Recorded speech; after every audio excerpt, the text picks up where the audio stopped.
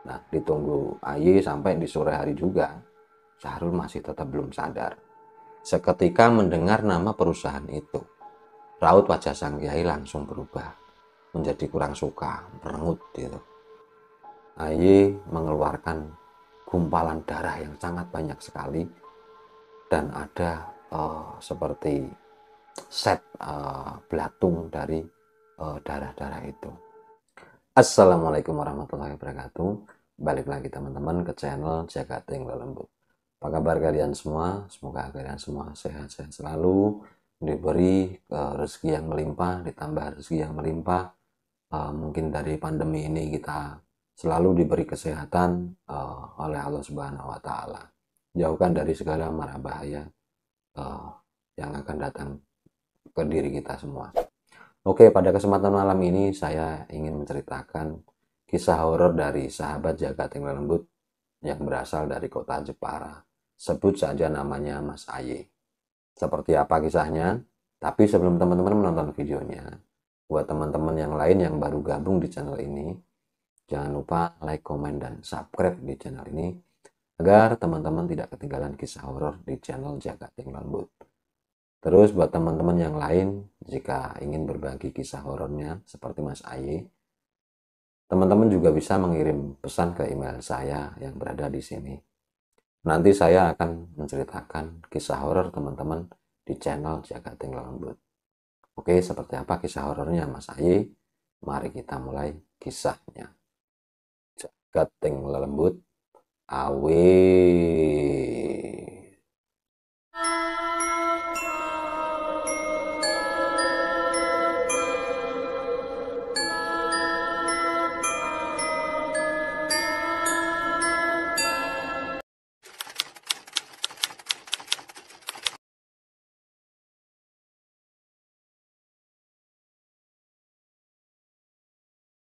Pengalaman horor ini masih sangat terasa sekali oleh Aye saat ini, karena kisah ini terjadi masih di tahun 2020 kemarin.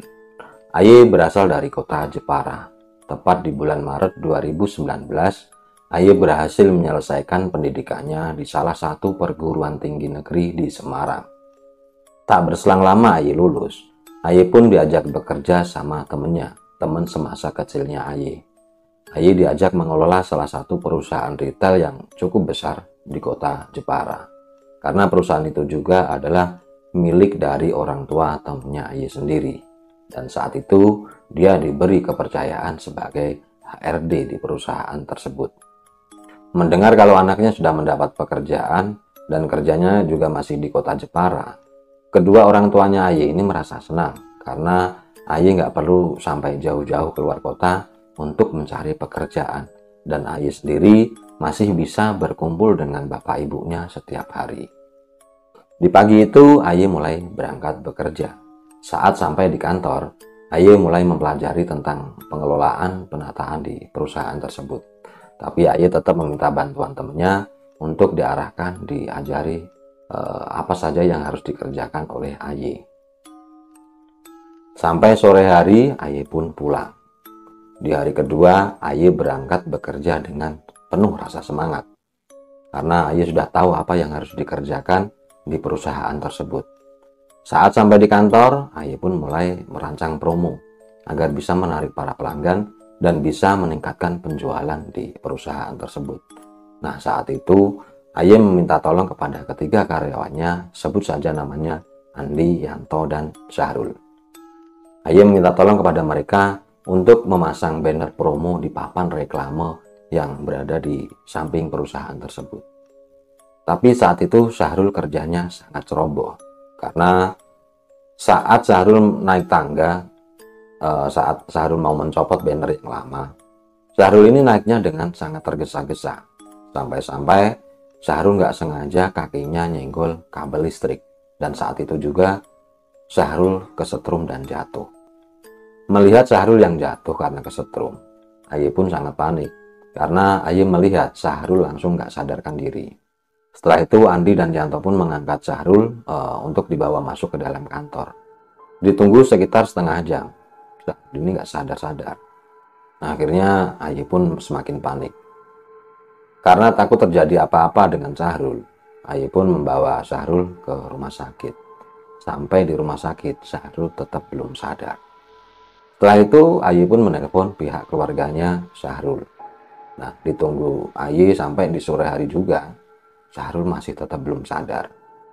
Karena Aye belum mandi, Aye pun memberanikan diri untuk meminta izin kepada keluarganya Syahrul kalau dia mau pulang sebentar, mau mandi. Dan keluarganya Syahrul memang mengizinkan Aye pulang.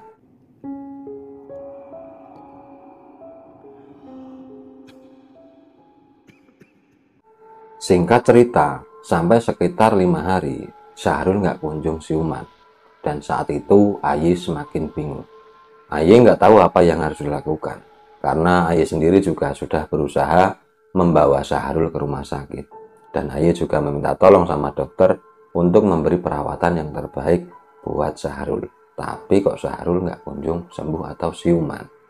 Sampai-sampai di dalam waktu kerja pun pikirannya Aye ini nggak bisa tenang.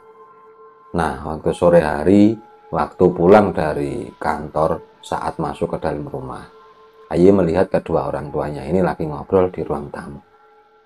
Karena Aye mempunyai beban masalah, beban pikiran, Aye pun mencoba cerita sama orang tuanya. Aye cerita tentang keadaannya Syahrul di rumah sakit yang nggak kunjung sadar. Mendengar cerita dari Aye, ibunya ini memberi saran sama Aye untuk meminta doa sama kiai. Karena di kampungnya Aye sendiri juga ada satu pondok pesantren. Nah, ibunya Aye ini berpikir, siapa tahu nanti kalau mendapat doa dari sang kiai, Syahrul bisa secepatnya sadar.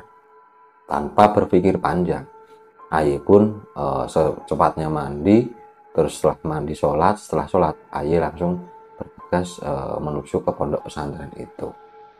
Setelah bertemu dengan sang kiai, Aye pun cerita keadaannya Syahrul di rumah sakit yang nggak kunjung siuman. Aye juga cerita kronologi kecelakaannya Syahrul di perusahaan itu. Sang kiai pun tanya sama Aye. Sang kiai tanya nama perusahaan yang ditempati oleh Aye. Aye pun menjawab dan memberitahu nama perusahaan itu. Seketika mendengar nama perusahaan itu, raut wajah sang kiai langsung berubah menjadi kurang suka, merengut gitu. Gak lama kemudian sang kiai pun memejamkan mata. Sekitar ada 5 menit sang kiai memejamkan mata. Sebelum membuka mata, Aye melihat wajah sang kiai ini malah tersenyum, mesam-mesem. Sampai membuka mata pun sang kiai masih tersenyum. Karena Aye penasaran, Aye pun tanya dengan sang kiai, kenapa sang kiai kok malah tersenyum? Apa ada yang lucu sama teman saya? Kok sang kiai malah tersenyum? Sang kiai pun menjawab masih dengan tersenyum. Sang kiai ini mengatakan, enggak mas, enggak apa-apa. Teman kamu insya Allah sehat lagi. Insya Allah secepatnya sadar. Teman kamu bukan kriterianya, jadi enggak doyan.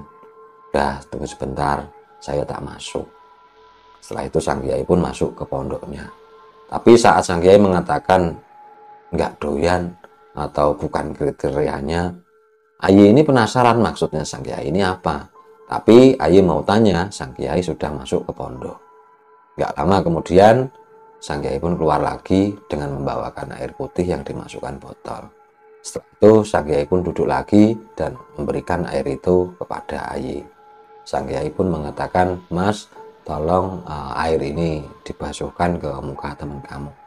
Insya Allah nggak lama kemudian teman kamu sadar. Tenang, teman kamu pasti sehat. Saya yakin insya Allah teman kamu sehat. Tapi kamu jangan kaget.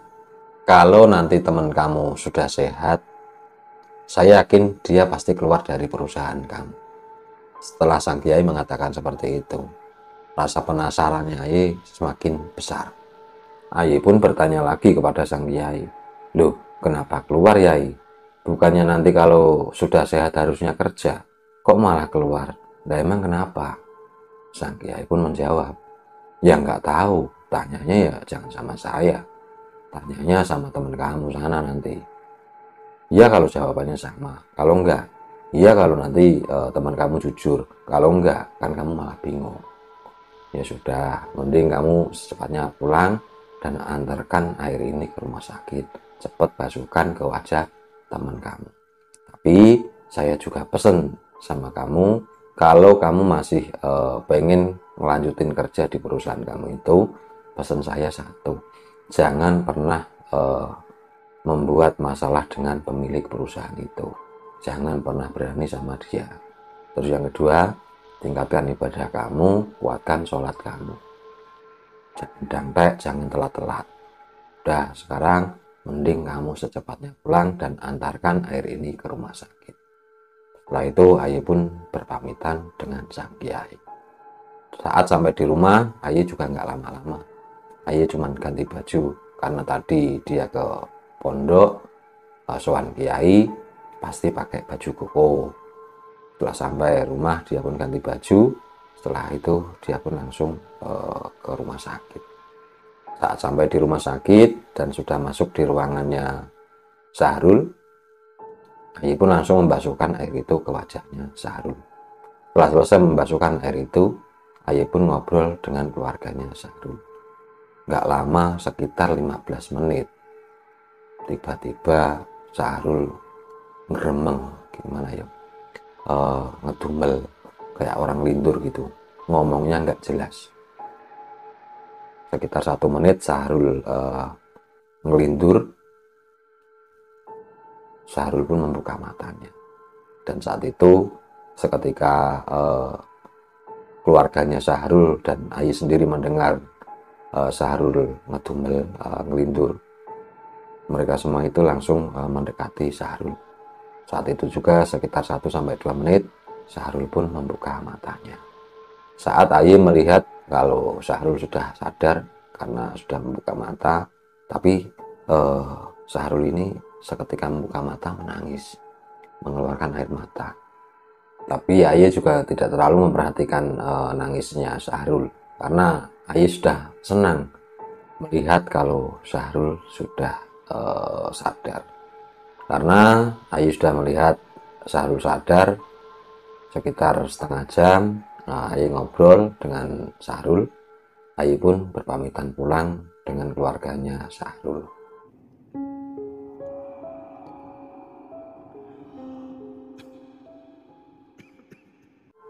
Singkat cerita, sampai sekitar 4 hari Syahrul berangkat ke kantor itu lagi.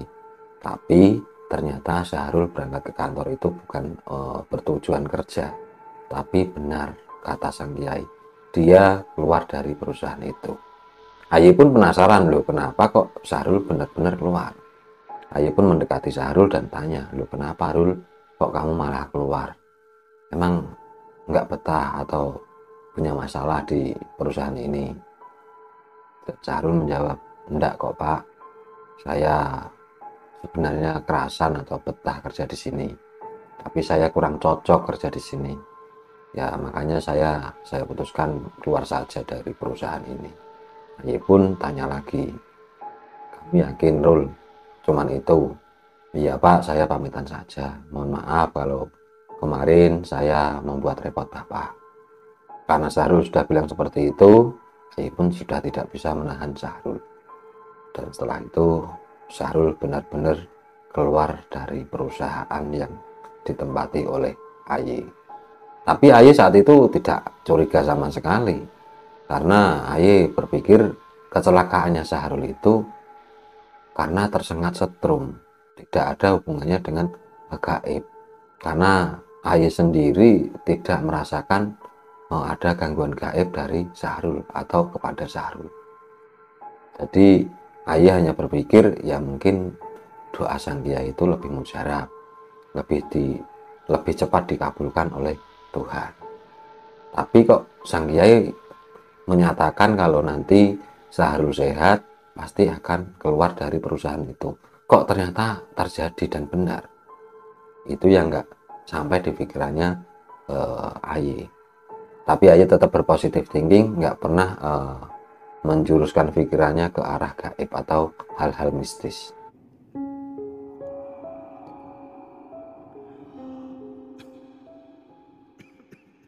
Sekitar 3 minggu Syahrul keluar dari perusahaan itu, ternyata terjadi lagi kecelakaan di depan perusahaannya Aye. Kecelakaan itu melibatkan pengendara motor dan truk dam di depan perusahaannya AY. Dan seketika itu juga pengendara motor langsung tewas di tempat. Karena terjadi kecelakaan di depan perusahaannya AY, polisi pun menyelidiki kecelakaan itu. Dan saat itu di perusahaan AY itu memang ada CCTV. Polisi pun memutar CCTV itu. AY melihat pengendara motor itu malah membelokkan setangnya ke arah kepala truk itu. Dan seketika itu motornya terpental dan pengendaranya langsung melesat keluar dari jalur dan kepalanya menghantam ke trotoar, pecah seketika itu juga. Walaupun terjadi kecelakaan lagi di depan perusahaan tersebut, AY tidak pernah curiga. AY tidak pernah menghubungkan kecelakaan itu. AY tidak pernah berpikir menghubungkan kecelakaan itu dengan hal-hal gaib atau mistis.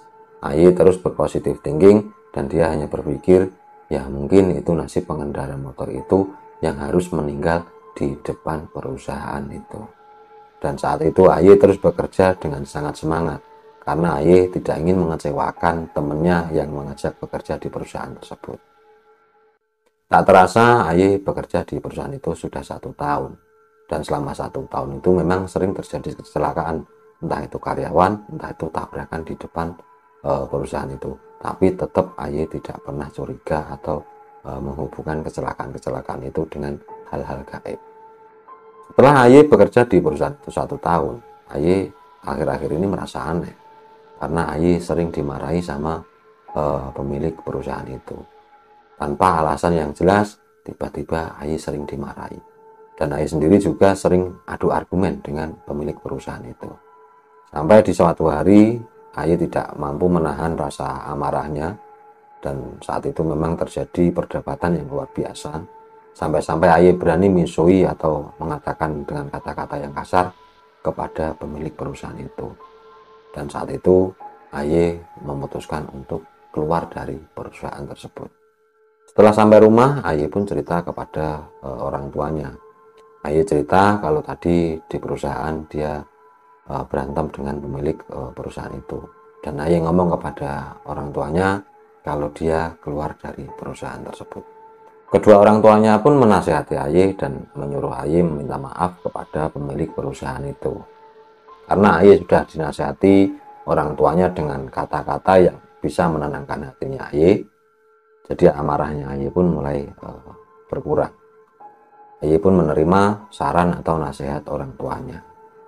Di malam itu, sekitar habis Isya, AY pun memutuskan untuk pergi ke rumah pemilik perusahaan itu. AY bertujuan meminta maaf kepada pemilik perusahaan tersebut. Saat sampai di rumahnya, AY pun mengungkapkan niatnya dan memang AY bertujuan meminta maaf. Dan saat itu AY merasa ada yang aneh. Karena pemilik perusahaan itu sikapnya langsung berubah total. Yang kemarin-kemarin dia suka memarahi AY, di malam itu sikapnya berubah total. Dia menjadi sangat lembut dan sangat baik sekali pada AY. Dan pemilik perusahaan itu menyuruh AY untuk bekerja lagi. Karena pemilik perusahaan itu sudah berubah sifatnya atau sikapnya dengan logat yang lembut atau kata-kata yang lembut, AY pun menerima dan bersedia bekerja di perusahaan tersebut.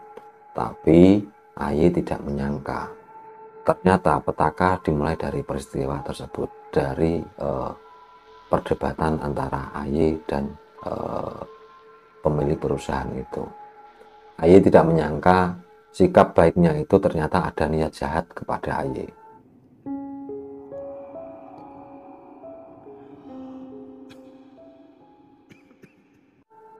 Waktu itu AY pun berangkat bekerja lagi dengan semangat seperti biasanya karena AY juga melupakan kejadian yang kemarin.